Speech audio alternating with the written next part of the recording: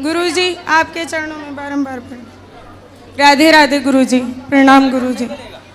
गुरुजी मेरा शरीर पहले बहुत अस्वस्थ रहता था। जब मैंने आपकी कथा सुननी आरंभ की तो मैं बिल्कुल स्वस्थ हो गई और मेरा मन प्रभु भक्ति में लग गया और मैं आनंदित रहने लगी। मेरा शरीर का सारा कष्ट चला गया और मैं घर के कार्य में भी माता पिता की सहायता करती थी और पढ़ाई भी करती थी।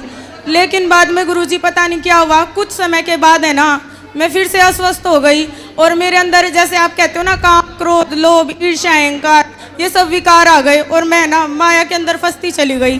फिर से प्रेमानंद बाबा जी है ना, जो उनकी मैं वीडियो सुनने लग गई तो वो जो बताते हैं ना कि साधक के मन में ऐसा आता है जब वो साधना के पथ पे चलता है तो मेरे मन में सब वही विकार आते हैं। तो मैं जो उपाय बताते हैं प्रेमानंद बाबा जी कि नाम जप करो, अधिक से अधिक प्रभु का सुमिरन करो, वो करती हूँ तो कम हो जाता है, नहीं तो मुझे विकार घेरे रहते हैं। विकारों से मुझे मुक्ति नहीं मिल पाती।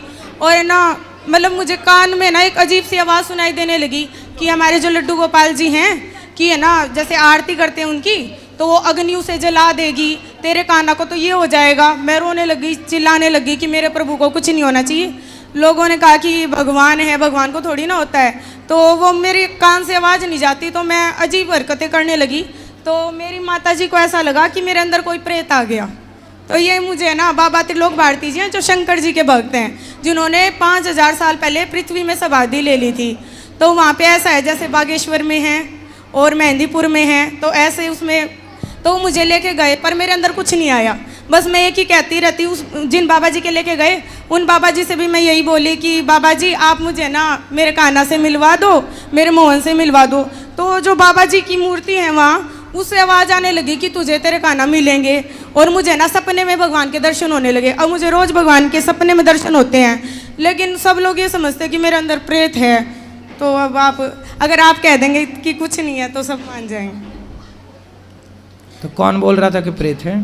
मेरी माता जी बोल रही हैं। और एक है ना हम जहाँ धाम पे गए थे ना वहाँ कहाँ माता जी कहाँ है?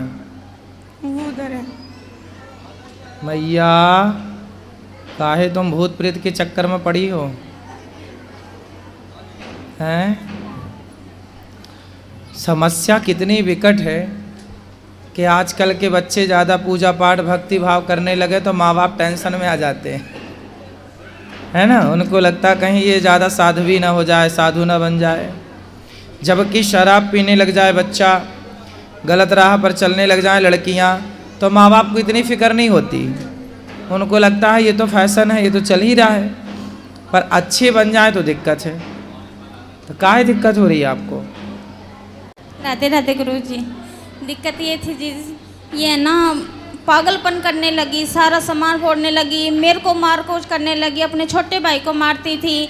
मतलब ये देखो मेरे दांत वगैरह भी इसने तोड़ दिए, जुरखे बुरखे ऐसे बहुत बुरी तरह हरकत करने लगी। इस वजह से तो मैं तुम अपनी माँ को काहे मारती हो? मैंने माँ को नहीं मारा। बताऊं, मैंने आपको बताया मेरे अंदर आवाज़ सुनती। जैसे ये आरती करने जाती ना प्रभु की, जैसे मैया आरती करने जाती प्रभु की, तो वो अग्नि तेरे कान्हा को जला देगी। ये जो तेरी माँ है ना ये माँ नहीं है। जैसे पूतना आई थी कृष्ण को मारने के लिए। ऐसा कौन बोल रहा था? पता नहीं, अपने आप आवाज आती। मैंने मैया को बताया कि मेरे को आवाज आती है, तो ये सोची मेरे अंदर प्रेत है। और फिर माँ को मार दी तुमने? मारा नहीं गुरुजी। माँ कह रही दांत तोड़ दिए? नहीं गुरुजी, मैंने नहीं मारा। आप कहते हो ना कि माता पिता की सेवा करनी चाहिए, आप जो कहते हो ना मैं खुद करने की कोशिश करती हूँ, लेकिन मेरा शरीर अस्वस्थ है। और ये मैंने पता है किस लिए किया था गुरुजी? इन्होंने संतों को गालियां दी थी और आपको गालियां दी थी, जो मैं बर्दाश्त नहीं कर पाई गुरुजी। मैं संतों को गालियां बिल्कुल भी बर्दाश्त नहीं होता। बाबा प्रेमानंद जी को इन्होंने गालियां दी थी, मैं कैसे बर्दाश्त कर लेती।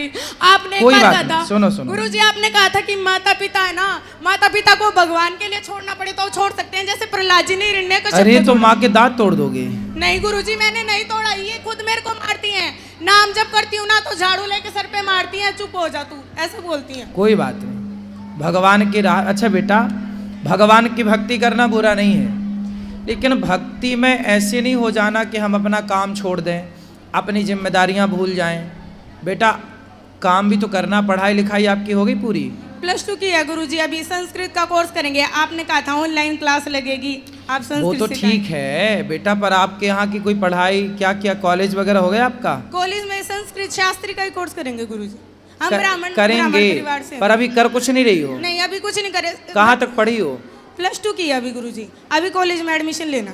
तो ले लो ना बेटा, अपनी पढ़ाई पूरी करते चलो, साथ साथ भक्ति करते चलो, अपना काम भी तो कुछ करना है। गुरुजी आप बस है ना एक वचन ले लो, मैं इनको कुछ नहीं बोलूंगी कि ये संतों का कभी अपमान ना करें। नहीं, संतों का अपमान क्यों करती हो आप? चलो बात करो, क्या बुराई है संतों में? गुरुजी मैं आपको बता नहीं सकती, ये इतनी परेशान करती है, इतनी परेशान कोई करती बात नहीं, वो परेशान करती है माना की। गुरुजी अपना एक भी काम नहीं करती, पानी पी के गिलास का बर्तन भी नहीं उठाती है, ऊपर से इसके पापा ड्रिंक करते हैं, मेरे को वे भी परेशान करते हैं। इनकी सारी जिम्मेवारी मेरे ऊपर है, घर की जिम्मेवारी मेरे ऊपर है, पढ़ाई ना ये पढ़ती ना कहना मानती, सारा दिन गाली गलौज करती है, दौड़ते आपस में लड़ती है ना वैसे लड़ती है। इसका छोटा भाई स्कूल से आता है, स्कूल की बात नहीं बताने देगी, मेरे को सोना है तो चुप हो जाओ, मेरे को टीवी देखना है तो चुप हो जाओ, मेरे को संत की बात चुप हो जाओ, हमें नहीं बोलने देती है। कमरे 3 है गुरुजी, एक में मंदिर बनाया, वहाँ नहीं किसी को जाने देती। घर मेरा बहुत छोटा है गुरुजी, मेरे को कपड़े ऊपर धोने होते हैं, ऊपर नहीं चढ़ने देती, ना कपड़े सुखाने देती ना ताने। मेरे लड्डू गोपाल के हाथ नहीं लगाना, मेरे भाव से मैं पूजा करूँगी, उस वो मुझे स्वीकार नहीं है, मेरी तरह से पूजा करो। गुरुजी ये बताओ कि हमारे कुछ भी भाव नहीं है, मैं बेटी की अधीन हूँ क्या पूजा करने के लिए?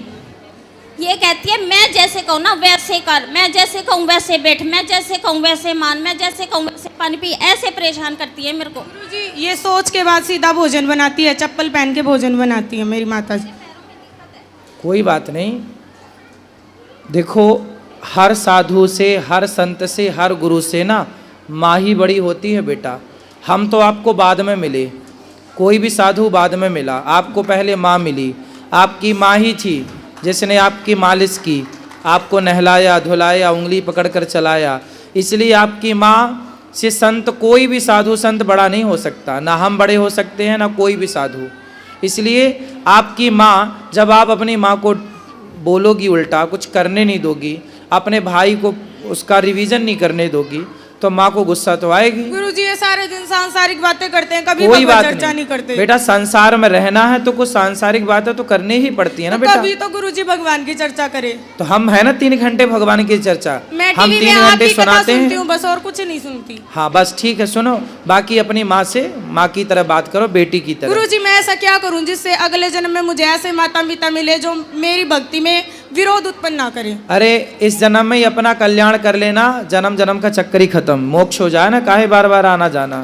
ठीक है गुरुजी। ठीक है? गुरुजी आपसे लेकिन दीक्षा सुनो, लेनी है। लेकिन सुनो, आगे से आप अपनी माँ को पलट के जवाब नहीं देंगी, और घर का काम भी, अपनी माँ के काम में हाथ नहीं बटाती हो आप। गुरुजी मैंने जैसे बताया मैं अस्वस्थ रहती थी, स्वस्थ होने के बाद करने लगी, जब पुनः अस्वस्थ हुई तो अब मैं नहीं करती हूँ, अब मैं केवल ठाकुर जी की सेवा करती हूँ। क्या बीमारी है आपको? गुरुजी है ना हमारे हड्डी में दर्द रहता है कमर की में, और डॉक्टर से चेकअप करवाए, रिपोर्ट में कुछ नहीं आता। तो आप योग किया करो बेटा, कल को शादी होगी तो वहाँ ससुराल जाके भी यही सब करोगी। गुरुजी शादी से जुड़ा एक और प्रश्न है, मैं ना मोहन जी को, जो कृष्णा जी हैं, उनको प्रियतम मानती हूँ, तो मैं आजीवन विवाह नहीं करना चाहती। क्यों? खुश रहो, खुश रहो। विवाह क्यों नहीं करना चाहती हो? क्योंकि हम मोहन को बसते हैं प्रियतम भाव से, इसलिए। अरे तो भगवान मोहन को भजो प्रीतम भाव से, पर माँ के तो दांत वात ना तोड़ो। गुरुजी वो भूत प्रेत बताते हैं, मेरे को बहुत क्रोध आता है। अब नहीं बताएंगे, पर आपको काम भी तो करना चाहिए ना कोई घर का। वहाँ पे सजाड़ा में ना जो बाबा जी के यहाँ, घर में कुछ काम नहीं करना चाहिए आपको? करना चाहिए गुरुजी। क्यों नहीं करती हो? शरीर अस्वस्थता के कारण गुरुजी, अरे नियम भी नहीं भगवान। निभा पाती मैं। थोड़ा बहुत तो कर सकते हो। वो तो हम करते हैं, इनसे पूछो आप।